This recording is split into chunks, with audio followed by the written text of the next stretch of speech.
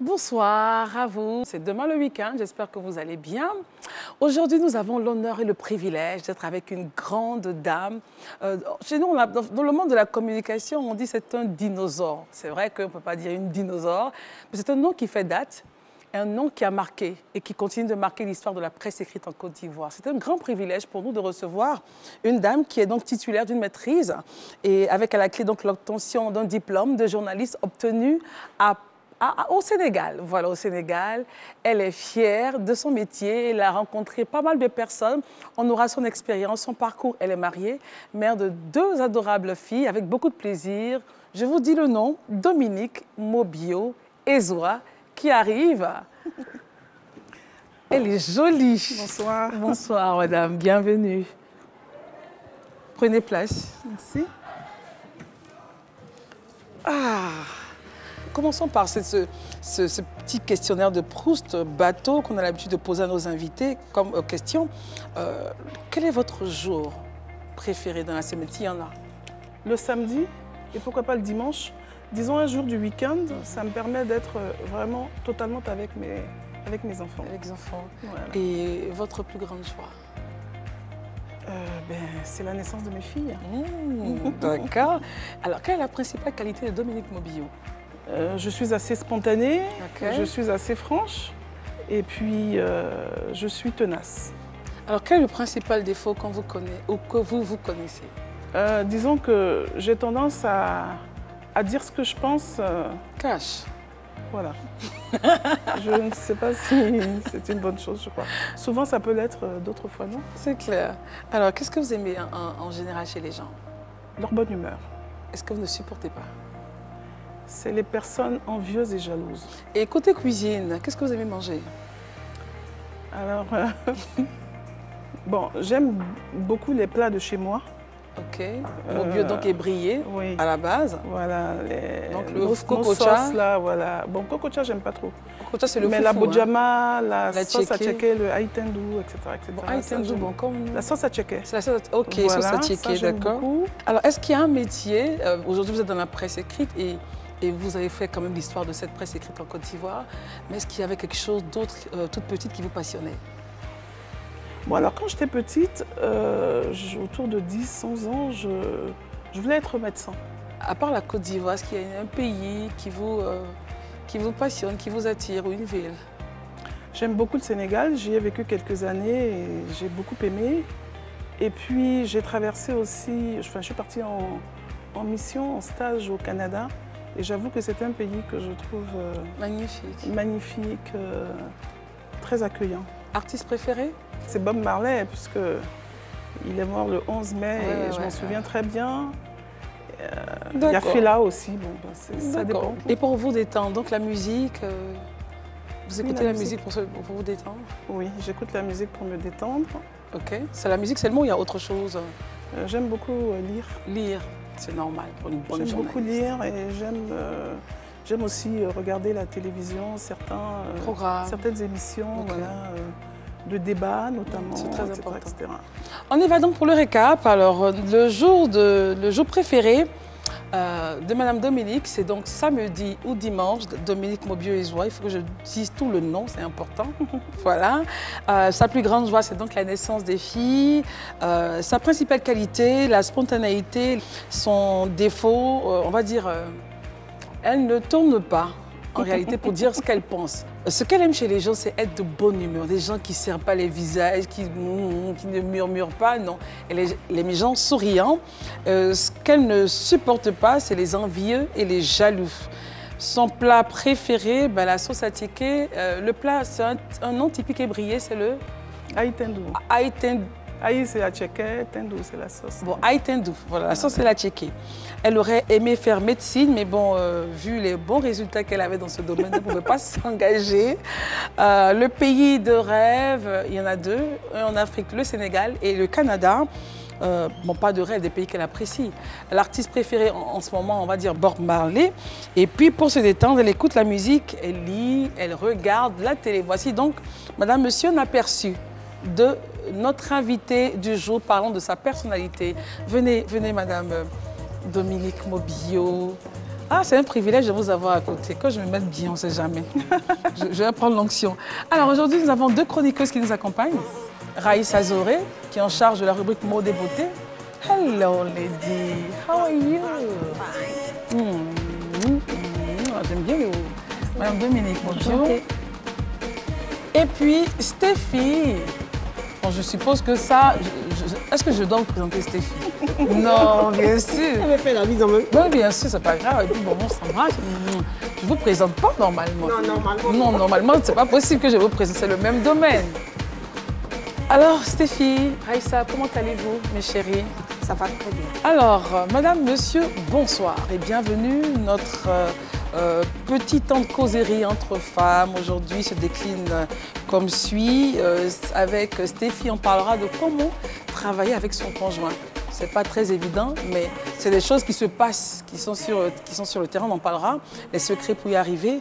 Et puis, Raïssa nous présentera un produit miracle pour enlever les cernes, les poches et les rides. Ben, on verra si ce produit tient ses promesses. Oui, exactement. Enfin, pour rajeunir, en fait. C'est Oui, cela, oui. hein? D'accord. Alors, Madame Dominique Mobio-Ezoa, mariée depuis 13 ans, on ne dirait même pas. Elle est toute jeune. Mère de 2 filles. Vous avez rencontré votre mari voilà, sur le plan professionnel. Vous avez eu un diplôme de journaliste à Dakar. Ce que vous valorisez autant, pourquoi? C'est vrai que j'ai d'autres diplômes, mais je pense que c'est celui-là qui m'a permis qui vous a le plus valorisé. Voilà, d'être sur la scène professionnelle. Et donc, et puis j'y ai passé de très belles années. Voilà. D'accord. Alors, est-ce que vous avez eu des moments difficiles? Ben, je pense qu'on a tous des moments difficiles, puisque vous faites mon souvenir.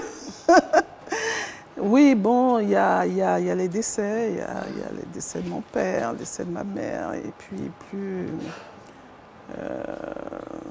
plus rapproché, le décès de mon petit frère, parce qu'il est mort le jour de mon anniversaire. Wow. Voilà, donc ce sont des choses qui sont assez... Et comment vous faites pour gérer ça au quotidien? Ben, je ne m'empêche pas de penser à lui. C'est clair.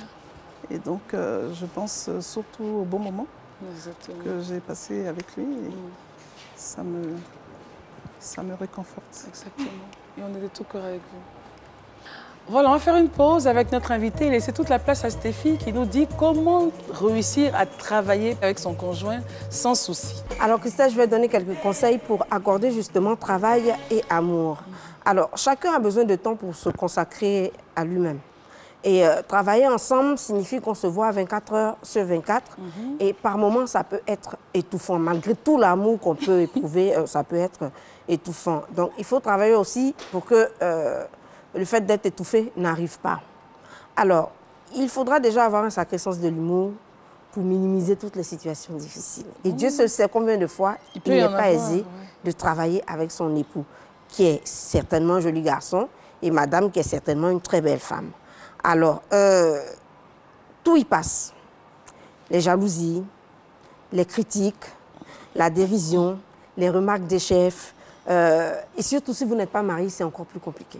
Du genre, vous êtes tous les deux... Voilà, vous vivez ensemble, vous êtes concubins, mais vous ne portez pas le même nom, vous travaillez dans le même espace, que vous êtes tout le ensemble. monde sait, voilà. Ou encore, lorsque tu rencontres ta partenaire sur le lieu de travail, là... si elle était dans le viseur d'un boss là-bas... C'est pas évident du tout. Pas évident, d'accord. Alors, une fois que vous êtes au travail, faites l'effort de vous départir de votre nom d'épouse à la limite. C'est-à-dire? Oui. C'est-à-dire de se départir? Oui, se départir, c'est-à-dire que vous êtes une employée comme une autre. Ok. Peut-être que monsieur est le directeur, mais ça ne si vous vous êtes confère marié pas. légalement, par exemple? Oui, mais en fait, ce que je veux dire, on ne vient pas au travail en tant qu'épouse d'eux. Si c'est lui qui est si c'est le monsieur qui est patron. Même si c'est lui qui est patron, on ne vient pas au travail en tant qu'épouse d'eux. On vient par rapport à ses compétences d'abord. Au poste. Par rapport au poste, par rapport aux tâches qu'on doit assurer. Alors, évitez les privilèges ou le favoritisme. Ah, Stéphie, évitez les privilèges. Si son poste lui donne des privilèges. Par rapport à son mari. Comment? Par exemple, j'ai une tâche à accomplir. Je suis fatiguée. Oui. Je vais aller voir monsieur pour qu'il délègue ma tâche à quelqu'un d'autre. Non. Il n'est pas là pour ça. Et toi, si tu n'es pas là pour ça, on te paye pour accomplir une tâche. Exactement. Voilà, tu n'as pas à dire que ton mari est le boss, donc à la limite, je vais me faire les dérober à ongles cette au tâche, bureau. ok. Non. Il faut, en tant qu'épouse justement du patron, il faut donner l'exemple. Attention aux crises de jalousie. Ça, c'est pas fréquent. faux, oui. Il faudrait que nous, les femmes, nous apprenions à maîtriser un peu ce petit côté-là. On est au travail, monsieur a aussi une jeune fille, arrangez-vous, mais pas d'histoire au bureau pour des raisons parfois qui n'en valent pas du tout la peine. Cela dit, on travaille ensemble, c'est vrai, mais on rentre à la maison. Vous vous êtes vus toute la journée. Est-ce qu'il faut encore parler travail à la maison? Je dirais non. Il faut se consacrer à autre chose. Ils vont pas faire un petit point Le petit point, mais en général, ça s'éternise C'est et on ça. s'oublie. On s'oublie et le travail prend Le dessus. plus d'impact qu'autre chose. Ok. Donc, il est recommandé que la femme à la maison prenne son rôle d'épouse à cœur, qu'elle essaie de se permettre présenter autrement, l'évasion. en Voilà, il faut réalité. de l'évasion dans le couple, en fait. On a trop travaillé, on se repose, on se relaxe. Si on est fatigué, on ne peut pas faire la cuisine, on va au restaurant, on va regarder un bon film au cinéma, on sort voir des amis et tout. Ça fait du bien. Mais quand on ramène à chaque fois le travail à la maison, il n'y a que ça et le couple finit par s'oublier. Ce n'est pas intéressant. Voilà. 2 derniers points. Apprenez aussi à développer d'autres projets. Surtout si vous êtes dans le même corps de métier que votre mari et que vous travaillez ensemble sur le même projet au bureau. En dehors, il faut penser à d'autres projets. Une maison, faire des enfants, développer un commerce, etc., etc. Ça vous permet vraiment de Faire des enfants, ça va l'éloigner un peu du site. Voilà, de changer les idées. Et puis, dernier conseil, comme je l'ai dit, ne laissez pas le travail déborder dans votre vie privée. Vous avez aussi des moments que vous devez vous consacrer à vous-même. C'est-à-dire, puisque vous voyez votre mari tout le temps, à un moment aussi, peut-être le week-end, dans l'après-midi, je décide d'aller voir mes parents, je décide d'être avec mes copines, de faire du shopping, de faire quelques folies. Ça fait du bien, ça permet de s'oxygéner. Surtout Voilà. quand le patron paye très bien. Ah oui, oui, oui, c'est très oui, intéressant. oui. Alors, Madame Obio, qu'est-ce que vous pensez de ce que Stéphie vient de dire? Bon, disons que dans la généralité, ce sont des conseils intéressants que Stéphie Mais donne. dans la pratique? Mais non, ce que je veux dire, c'est qu'il y a des cas particuliers. Effectivement. Moi, par exemple, je travaille avec mon époux. Ok. Oui, on est du même corps de métier. Ok. On se complète en plus. Et j'avoue que j'apprends beaucoup auprès de lui, de plus en plus. C'est vrai qu'il y a des moments où il faut laisser la place à autre chose qu'au travail proprement dit. Voilà. Mais il y a des moments aussi où ça peut être une très bonne occasion. Hein. Ah oui, mais tu sais, tel truc là, j'ai une telle idée, etc. etc. À la Si maison, on faisait ça, juste oui, à un la débrief, maison, un petit débrief. ou dans la voiture, ou au restaurant, ou ailleurs. Mais en fait, comme tu le dis, Stéphie, Y a pas de souci. il ne faut pas effectivement se laisser bouffer C'est ça. par la chose. Parce ça. qu'on se laisse bouffer 2 fois plus. Hein. clair. Et le mari et la femme, C'est et ça. donc ils peuvent se bouffer. Mais il y a des situations où les employés, enfin ceux qui travaillent, ils ne savent pas que vous êtes mariés. Hein? Est-ce qu'il facilite? Oui, ça facilite, je pense. Ça facilite. D'accord. Ça dépend de. Je pense que ça dépend De du l'environnement. contexte. Voilà, Exactement. ça dépend du contexte. Alors, revenons à votre passion, le journalisme. Communiquez-nous votre passion. C'est vrai que la première envie, c'était la médecine. Et puis, on se rend compte que les notes n'aident pas. Donc, la sagesse demande de se réorienter. Mais on peut rentrer dans un domaine et puis juste être dans le domaine parce que, bon, il faut que j'y sois. Mais vous êtes entré, et vous n'êtes pas seulement rentré, simplement. Vous êtes rentré dans ce domaine, vous avez marqué ce domaine des lettres d'or. La preuve, vous avez été sélectionné aux Ébonies. Vous avez fait des reportages, des interviews magnifiques qui font date dans l'histoire. Comment est-ce que vous êtes arrivé à vous impulser ce rythme d'excellence dans ce métier? Disons que la curiosité que j'ai des gens et des choses m'amène à aller creuser, à aller voir ce qu'il y a derrière une personne ou derrière une situation. Et donc, et puis j'aime révéler les choses. du mieux possible. J'ai failli dire avec la plus grande objectivité, mais ça ne veut rien dire. Mais avec mes sentiments à moi. C'est pour ça que j'ai fait beaucoup d'enquêtes, de grands reportages. J'ai fait aussi des interviews, parce que dans les interviews aussi, ce que j'aimais, c'est de montrer toujours le bon côté des personnes que j'interviewais, parce que je trouve que chaque... Vous avez un côté humain que vous développez à chaque fois dans vos interviews. Oui, en fait... Vous toujours essayez de trouver le côté positif. Voilà, ça j'aime beaucoup. C'est pour ça que aussi, j'aime beaucoup faire des portraits aussi, parce que j'aime révéler les côtés positifs des personnes, et puis surtout montrer, surtout quand il y a des personnes qui ont plus ou moins réussi, c'est toujours bien d'en parler, de l'écrire, de le dire, pour en faire des exemples. Alors, il y a des personnes qui ne viennent pas comme ça à la réussite tout de suite. Ils peuvent chuter, mais l'idée, c'est de se relever, d'y arriver et de réussir et de communiquer donc cette réussite-là aux uns aux autres, à ceux qui nous entourent, à ceux qui nous suivent. Et donc, j'aime bien retracer ces parcours-là. Alors, quelles sont vos relations avec les hommes dans ce domaine, vos collègues masculins? Alors, je ne voudrais pas décevoir les femmes que nous sommes, mais moi, je n'ai pas eu le moindre problème avec les hommes. Et jusqu'à présent, je n'en ai pas. Disons que par rapport au métier que j'exerce, je ne me considère pas comme une femme en face d'un homme. Je me considère comme journaliste en face d'un autre journaliste. C'est très bien. Et donc, je n'ai pas de souci par rapport à cela. Et à un moment donné, toujours dans l'attirail de communication, relations publiques, vous arrivez à la Fédération ivoirienne de football, vous êtes sollicité par le président Noma pour gérer donc le département communication. Oui, c'est une fierté? Oui, disons qu'après coup, c'en est une, parce que effectivement, je me suis aperçue que c'était un milieu fortement masculinisé. Exactement. Est-ce que c'était quelque chose qui vous passionnait avant le sport? Non, mais ça ne passionne pas, le sport. Le football, j'y comprends pas grand-chose. Je ne m'y connais pas aussi bien que ceux qui y étaient. Mais pourquoi vous avez accepté? Eh bien, parce que c'était un challenge. Okay. Et j'ai vraiment apprécié la proposition de monsieur Jacques Anoma. Et bon, voilà.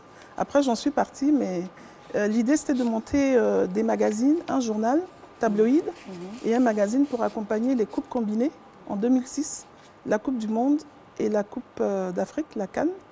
Et donc, ça m'a permis d'être au plus près d'être au plus près des... Comment on appelle ça? Des footballeurs. Les joueurs, là. C'était à l'époque, c'était sous l'ère les Drogba, etc. Nous sommes allés donc en Allemagne, nous sommes allés en Égypte, etc. Et comment monsieur voyage tous ces voyages-là? Non, il n'y a pas de souci, c'est le travail. Et aujourd'hui, en 2018, quand vous regardez cette époque-là, qu'est-ce que vous en retenez? Ben, je pense que c'était effectivement... C'était des belles années. C'était des belles années en matière de journalisme. L'idée, c'était de toujours pouvoir surprendre le lecteur. Surprendre le lecteur. Et on a fait comme ça de grands reportages au niveau d'Ivoire Soir. On avait des pages et de reportages, et d'interviews, et d'enquêtes chaque jour dans le journal. Et c'était à tour de rôle. Et ma foi, nous avons eu de très belles plumes. De belles plumes. On va faire juste une jeune petite pause avec Raïssa, Madame Maud des Beautés. Oui. Le fameux produit qui fait disparaître les cernes en 7 jours. Et c'est quoi le nom déjà? Instantly Ageless. Ok. Donc je vais le commander, puis je vais tester pour voir ce que ça donne. Tu n'as pas de cernes, ma chérie? Non. Sur les autres? Oui. Ok, mais oui, on peut toujours utiliser. Ça fait un effet liftant en fait. Liftant, ok. Oui. Très bien. Donc, si je suis des recommandations. Alors, qu'est-ce qu'il nous recommande? Il nous recommande d'hydrater la peau d'abord. Parce que c'est un produit composé à 92% d'eau et 8% d'argioline, qui est une peptide qui est issue d'une plante chinoise. Et qui est aussi utilisée par certains chirurgiens esthétiques pour le lifting de la peau. D'accord. Voilà. Très bien, allons-y, ma chérie. Donc, ils ont recommandé plutôt d'hydrater juste un tout petit peu les parties. Voilà. Donc, je vais juste hydrater juste un petit peu. D'accord. Voilà. Donc, on laisse le temps à ce que la crème pénètre. Et puis, on utilise le produit. Ils ont demandé, quand je regardais les tutoriels et tout, je voyais chaque fois des gens qui ventilaient. Parce qu'il faut ventiler quand on utilise, c'est tout petit, c'est tout petit. Okay. On peut utiliser 3 à 4 fois. Donc moi, j'ai déjà testé une fois à la maison, quoi. Cette fille. Mais j'ai pas de cernes, du coup, voilà. Ça se présente comme ça. Comme ça? Voilà. Okay. Donc il faut juste utiliser comme ça. Et on met juste en dessous des yeux? Attends, je vais bien m'arrêter là pour voir. Voilà. D'accord. Juste en dessous comme ça. Ok. Mais il faut juste tapoter comme ça. Pardon, tu peux me tenir ça? Voilà. J'essaie de bien appliquer le produit quand même. De ne pas tout laisser pénétrer le produit. Ok. Pour qu'il puisse faire effet. Ok. Voilà, après tu peux nettoyer ce qui a débordé. Donc elle va souffler comme ça. D'accord. Elle part? Oui, elle va partir. Okay. Donc elle va souffler, veiller à souffler 2 minutes. Okay. Ventiler. Faut vraiment ventiler. Il faut qu'on voie que le produit agit. Merci. Mais arrête de l'influencer avec ça. Faut qu'elle ventile. Ok. Voilà. D'accord. Alors, on revient à vous, Madame Dominique. Alors, comment est-ce que votre mari voit votre progression, vos rêves? Bon, ben, je vois qu'il m'accompagne toujours et puis on continue de faire toujours beaucoup de choses ensemble, que ce soit sur le plan professionnel ou autre chose. Donc, je pense que ma progression est la sienne et la sienne est la mienne. Notre progression est commune. Ok. Voilà. Quel genre de maman êtes-vous? Maman poule, maman je te tape, reste ici? Ah non, moi, je ne tape pas mes enfants. Et comment vous arrivez à faire passer le message? Ben, j'ai vu, moi je discute avec mes enfants. Je suis un peu maman amie. Vous surveillez non, parce que c'est des femmes. Je constate qu'elles ont pris les bons plis. C'est bien. Et donc, je ne surveille pas, je regarde. Avec un petit avis quand même à côté. Oui, je ne surveille pas, je regarde. Et alors, donc, s'il faut dire quelque chose, je le dis. Je donne toujours mon avis. Et j'essaie de faire en sorte qu'elles donnent le leur également. Et puis on en débat, quoi. Alors, le temps pour vous-même. Le temps pour vous-même, selon vous, c'est quoi? C'est quand vous arrivez à avoir le temps pour lire un livre, avoir le temps pour dormir un peu, avoir le temps pour écrire des projets. C'est quoi pour vous? Ben, je suis casanière. Ok. Je suis très, très casanière. Donc, j'ai toujours du temps à la maison à faire ceci ou à faire cela. Je suis très heureuse de vous avoir sur le plateau. Et pour terminer cette émission, vous avez décidé de nous lire un poème. Oui, en fait, j'ai oublié. C'est pas grave. De venir avec 1 ou 2 poèmes que j'ai écrits déjà ou que j'écris. Donc, il me vient la chanson de Barbara. Tu la connais, Stéphie? C'est quelle chanson? Dis quand reviendras-tu? Comment on chante? Voilà combien de temps, voilà combien de nuits, voilà combien de jours que tu es reparti. Ok, d'accord. Tu m'as dit cette fois, c'est le dernier voyage. Ah oui. Pour nos cœurs déchirés, c'est le dernier naufrage. Au printemps, tu verras, je serai de retour. Le printemps, c'est joli pour se parler d'amour. Nous irons voir ensemble les jardins refleuris, déambuler de roses dans les rues de Paris. Dis, quand reviendras-tu? Dis, oh, point le sais-tu, que le temps qui passe... Oui, je suis très... L'aigle noir. Oui, c'est elle. Enfin, je crois. Hein. Je ne suis pas très Barbara en matière de... Mais les textes sont forts. Oui. Moi, en fait, je m'attache beaucoup aux textes dans des chansons. C'est pour ça que j'aime la chanson française. En fait, c'est les textes que j'aime. C'est les textes qui sont chantés. Mon mari se moque tout le temps de moi en disant que franchement, ça c'est pas de la musique. Parce que lui, il est très jazz, très truc, il est musicien lui-même. Okay. Il est très jazz, etc. Mais j'aime beaucoup les textes. Oui, c'est les paroles. Et puis, par exemple, je connais des textes de Brel, c'est extraordinaire. Wow. Brel, Aznavour. Il écoute de la bonne musique, ça. En fait, j'aime les textes. Qui élèvent l'âme. Voilà. Mais est-ce que j'aime pas les histoires du chat qui est tombé dans le puits? Non, mais ce que j'aime par-dessus, c'est Bob Marley. Ah oui, les textes de Bob Marley. On a terminé l'émission. Non, mais c'est vrai, il y a des textes, aujourd'hui, anyway, on va pas parler de ça. Mais il y a des textes, quand vous écoutez, ça, Oui. Il y a des textes où on dit oui, le chat est tombé dans le puits, la voisine. C'est qui a chanté ça? Je sais, donc c'était pas les contemporains. Ah, mais ça a du charme aussi. Moi, j'ai jamais entendu ça. Que le chat est tombé dans le puits. Pourquoi pas? Bon. Que la voisine dans le margot, il tombe dans le puits. La voisine est en train de préparer un adieu vent. Tu parles de moi, quoi. Anyway. En tout cas, merci beaucoup, Madame Mobio, d'être venue. Madame Mobio-Izoa, d'être venue. Madame Mobio-Izoa. Sur ce plateau, on a été très, très heureuse de vous avoir. Pareillement. C'est un honneur pour moi, principalement. Merci beaucoup d'être venu. C'est moi qui vous remercie. On remercie Spiral pour le magnifique décor. Twitter, Facebook, Instagram, on vous attend pour les comments, pour les photos. La rediff, c'est à 22h30 et vous avez aussi le replay sur YouTube. On se retrouvera donc lundi prochain pour une autre émission de 100% femmes. femmes. Allez, bye bye.